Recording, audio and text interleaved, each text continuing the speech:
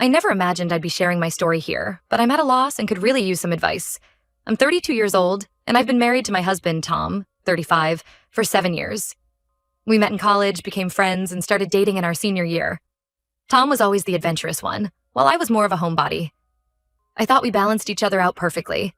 He'd encourage me to step out of my comfort zone, and I'd provide the stability he needed to pursue his dreams.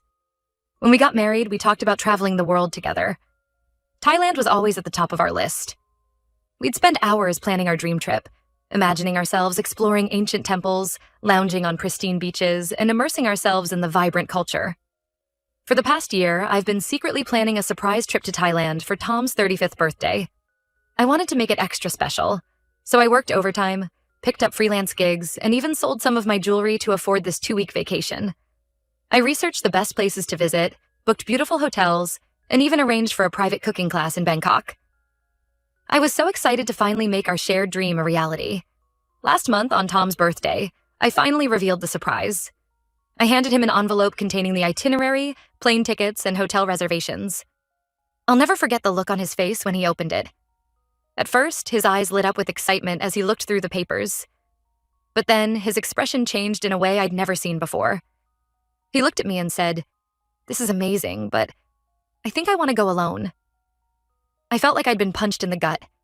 I asked him what he meant, and he explained that he'd been feeling stressed lately and thought a solo trip would help him find himself. He said he needed time to reflect, and that having me there might distract him from that. I was hurt beyond words. I'd put so much effort into planning this trip for us, and now he wanted to go alone?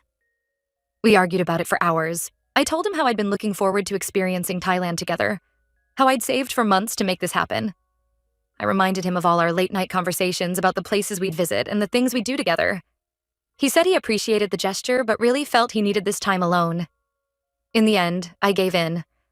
I told him I understood, even though I didn't, and that he should go alone if that's what he really wanted. I even managed to smile and act supportive, even though inside I was completely crushed.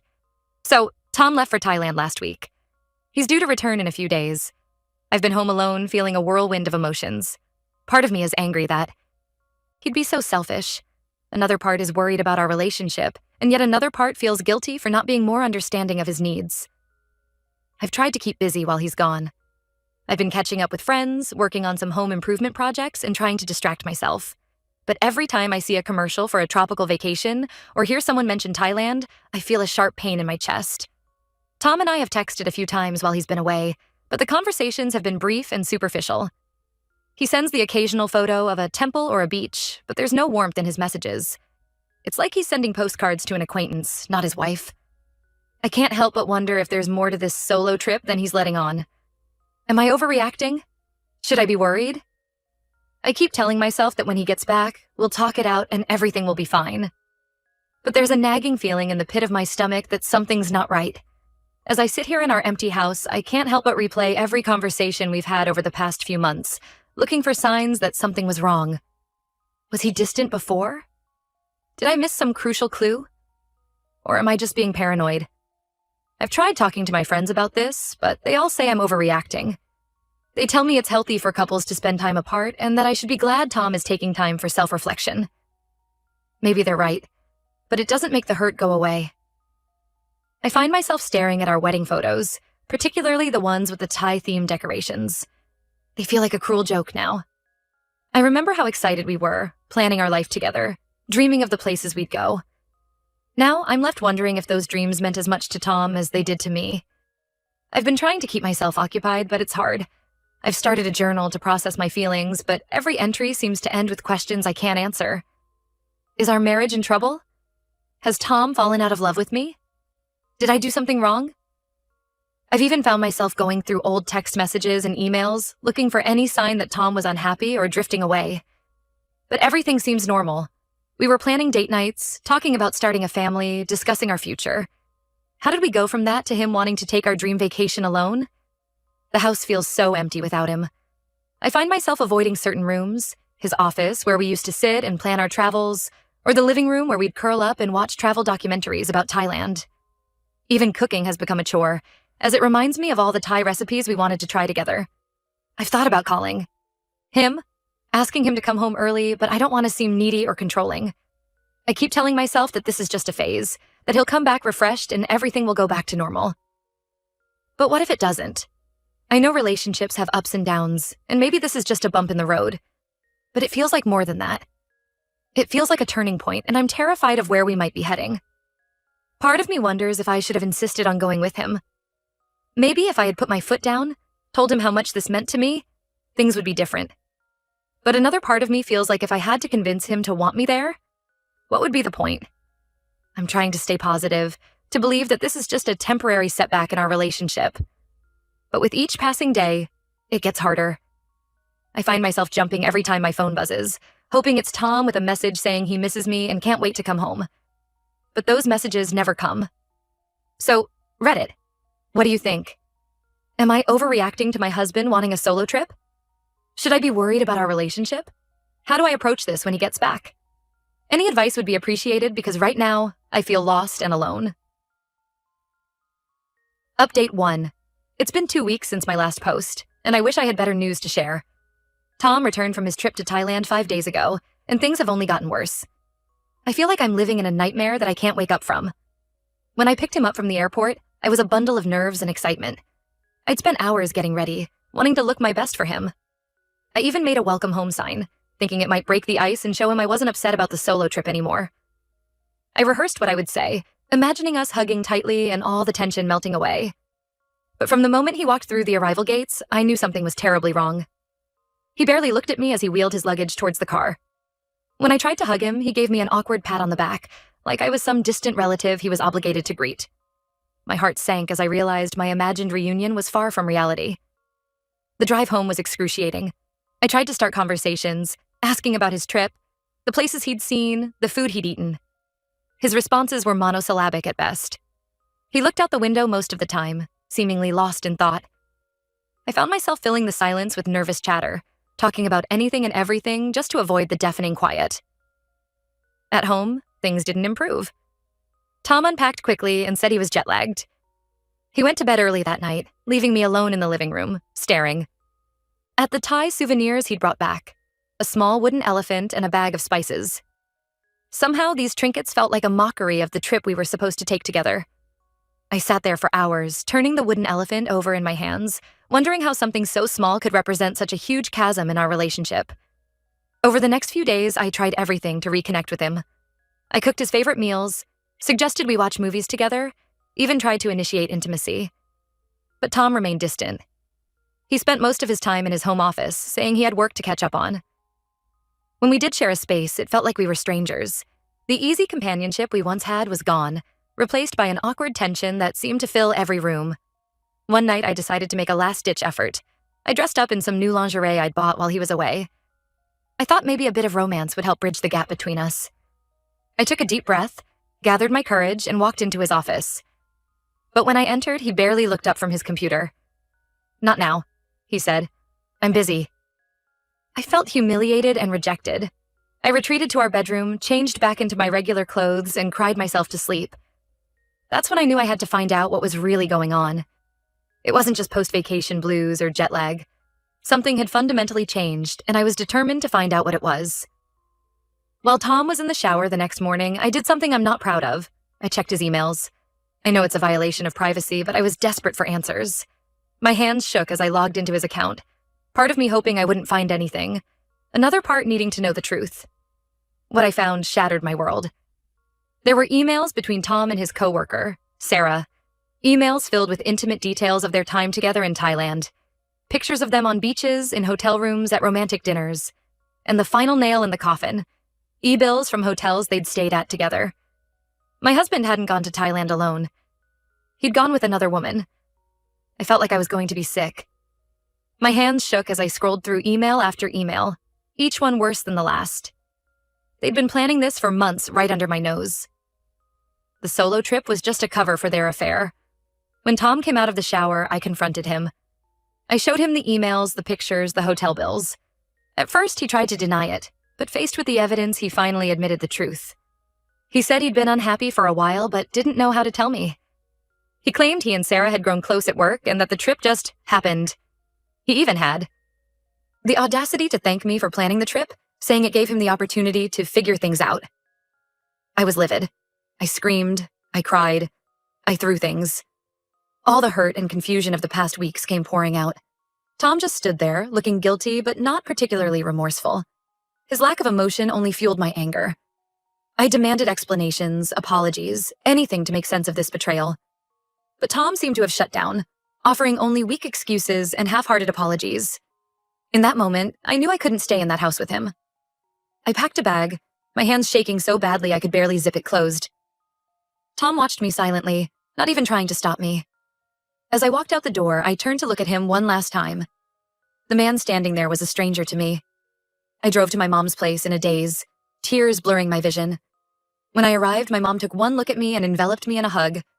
I broke down completely, sobbing into her shoulder like a child. Through my tears, I managed to tell her what had happened. She listened, held me, and assured me that I could stay with her as long as I needed. That's where I am now, trying to process everything that's happened. I feel like such a fool. I spent months planning and saving for a trip that became the vehicle for my husband's infidelity. Every time I close my eyes, I see those pictures of them together, smiling and happy while I was at home, worried and alone. The past few days have been a blur of tears, anger, and disbelief. I've barely eaten or slept. My mom has been amazing, taking care of me and giving me space when I need it. My friends have rallied around me, offering support and distraction. But despite their efforts, I feel utterly alone. I keep replaying every moment of our relationship in my head, wondering if there were signs I missed. Was he always unhappy? Did I do something to drive him away? The rational part of me knows this isn't my fault, but the emotional part can't help but wonder. I don't know what happens next. I'm hurt, angry, and completely lost. The future I thought I had has been ripped away, and I'm left trying to figure out how to move forward. How do I even begin to rebuild my life? Has anyone else been through something similar? Any advice would be appreciated because right now, I feel like my entire world has fallen apart. Update 2. It's been 6 months since my last update, and I wanted to share where things stand now. First, I want to thank everyone for their support and advice during what has been the most challenging period of my life. Your words of encouragement and shared experiences have been a lifeline during my darkest moments. After discovering Tom's affair, I stayed at my mom's place for about a month.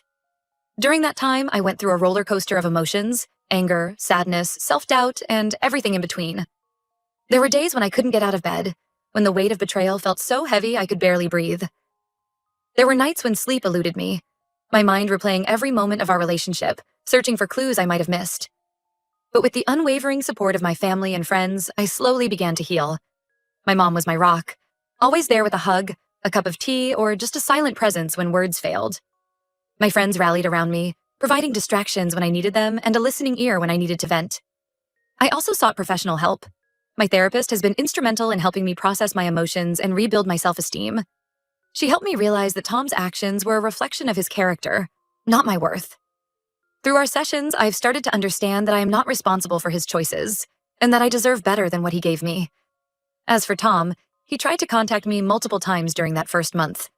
His messages ranged from apologetic to defensive to downright manipulative. One day he'd beg for forgiveness, promising to change and make things right. The next, he'd try to blame me for his actions, citing perceived neglect or incompatibility. I maintained minimal contact, only discussing practical matters through my lawyer. It was hard, especially in moments of weakness when a part of me wanted to believe his promises, but I knew I had to stay strong. Yes, I decided to file for divorce. It wasn't an easy decision, and it felt like admitting defeat at first.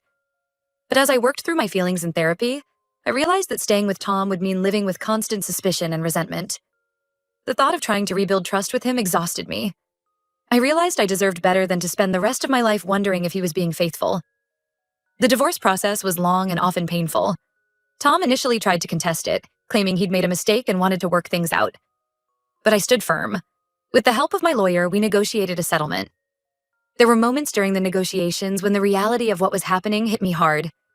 Dividing up our shared life felt surreal, like I was watching it happen to someone else. In the end, I received half of our marital assets as alimony. This included our house, which Tom agreed to let me keep. It was a bittersweet victory. While I was relieved to have financial security, each negotiation felt like putting a price tag on our failed marriage. There were times when I wondered if it was worth the fight, if it would be easier to just walk away with nothing. But my support system reminded me that I deserved my fair share of what we had built together. Moving back into our, now my, house was harder than I expected. Every room held memories, both good and bad. The first night back, I sat on the floor of our bedroom and cried, overwhelmed by the emptiness. But slowly, I've been reclaiming the space. I've been redecorating, trying to make it feel like my own. I painted the walls, bought new furniture, and rearranged everything. It's helping, but there are still moments when I expect to see Tom walk through the door. As for my career, I threw myself into my work. The long hours I used to put in saving for the Thailand trip are now dedicated to advancing my career. I've taken on new projects, volunteered for additional responsibilities, and really focused on professional growth. My efforts paid off. I recently received a promotion, which has been a much-needed boost to my confidence. It's reminded me that I'm capable and valuable, both professionally and personally. I've also been focusing on self-care and personal growth. I've taken up yoga, which has been incredibly helpful in managing stress and reconnecting with my body. I've started learning Spanish, something I've always wanted to do but never found the time for. And I've even booked a solo trip to Japan for later this year. It's my way of reclaiming the joy of travel that Tom's betrayal had tainted. The thought of exploring a new country on my own is both terrifying and exhilarating, but I'm determined to create new, positive memories. Dating is still not on my radar. I know I need more time to heal before I can trust someone again. The thought of opening myself up to potential hurt is still too daunting, but I'm no longer afraid of being alone. I'm learning to enjoy my own company and rediscovering who I am outside of my marriage. I've reconnected with old hobbies, joined a book club, and even started volunteering at a local animal shelter. These activities have helped me build a new social circle and reminded me that there's more to life than romantic relationships. There are still difficult days. Sometimes a song on the radio or a glimpse of a happy couple on the street can send me into a spiral of sadness. I still have moments where I miss the future I thought I would have with Tom. But these moments are becoming less frequent and less intense. I'm learning to sit with these feelings, acknowledge them, and then let them pass. I won't lie and say I'm completely over what happened. The pain of betrayal runs deep, and I suspect it will take years to fully heal. There are still nights when I lie awake, wondering what I could have done differently, or days when anger at Tom's betrayal consumes me. But I can say that I'm stronger now. I've learned that I can survive heartbreak, that I'm resilient, and that I deserve love and respect. One of the most unexpected outcomes of this ordeal has been the strengthening of my other relationships. My bond with my mom has deepened immensely. We've always been close, but going through this together has brought us even closer. My friendships have also grown stronger. The friends who stood by me during my darkest moments have become like family. I've also learned a lot about forgiveness, not for Tom's sake, but for my own. I'm not there yet, but I'm working towards letting go of the anger and resentment. Not because what he did was okay, but because carrying that weight is exhausting. My therapist has been helping me work through this, and while it's a slow process, I can feel the burden lightening bit by bit. To anyone going through something similar, I want you to know that there is light at the end of the tunnel. It may not feel like it now, but you will get through this. Surround yourself with supportive people. Seek professional help if you need it, and be kind to yourself. Healing isn't linear. There will be good days and bad days, and that's okay. Trust in your own strength and resilience. As for me, I'm taking life one day at a time. I'm rediscovering old passions and exploring new ones. I'm rebuilding my life on my terms. And while I don't know what the future holds, I'm cautiously optimistic. I may have lost the life I thought I would have, but I'm excited about the possibilities that lie ahead. There are still moments when I look at that wooden elephant Tom brought back from Thailand. It sits on my bookshelf, a reminder of everything that happened. But instead of feeling pain when I see it, I now feel a sense of pride in how far I've come. It's a symbol not of betrayal, but of my own strength and resilience. I know the road ahead won't always be easy. There will be more challenges, more moments of doubt, more hurdles to overcome. But I also know that I have the strength to face whatever comes my way. I'm not the same person I was when I wrote that first post 6 months ago. I'm stronger, wiser, and more self-aware. Thank you again, Reddit, for being there during the darkest period of my life. Your support and advice have meant more than you know. Here's to new beginnings, to healing, and to the endless possibilities that lie ahead. Here's to building a life filled with self-love, authentic relationships, and genuine happiness. The journey isn't over, but I'm ready for whatever comes next.